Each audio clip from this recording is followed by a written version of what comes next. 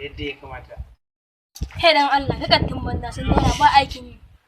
Asara ta kare a Mun muke ga magana wannan din bizin yaran da zamu jira miki dan yi a gurin nan zai tuka ku wannan zo man da shi ba shi ne dan uwa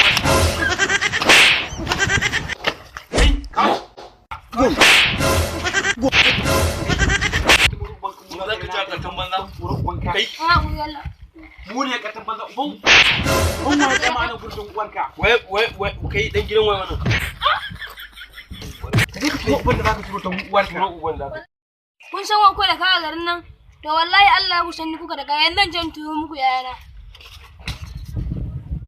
ya wallahi wa isina suka barke ni anan bayan jambulo nan bayan jambulo su waye wannan suna nan bayan jambulo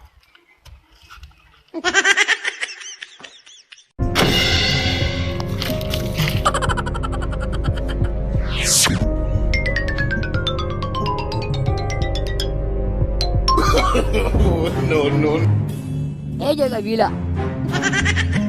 Wannan yaron uban waje je kira wuri ta tafi kira wuri yayin sa. Allah na tsoro nake kan in je kar mu je katon mutum ne. Ba wani katon duk uban da zo nan sai mu ci namu mutum din ya abu. Baba ai gashi na sun zo ma wannan yayin. Wannan wadannan ka wannan wani maka koya No. Ni fa baba.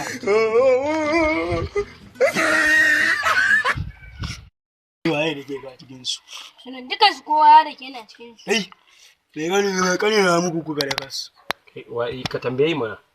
babu abin da na gyara na rantsi da ubangijin da halicci rana da wata da taurari duk cikin ku duk wanda ya ƙara taɓa mun in ba sai na sassara ya addani in ba yana yi da naman sa ba Allah ya tsina albarka ko kananin shegu ne ma ko da baka ga ba ka ba kun yi iskanci mu mun zauna a ƙarƙashin gada dan bara uba alban lago Allah wallahi dan bara uba in ba dai sai na ciccira muku kafafun ku kun koma ɗaya bayan ɗaya ba dan bara uba kiyaye kuma nan gaba na rantsa da Qur'ani na ciccira mutum Allah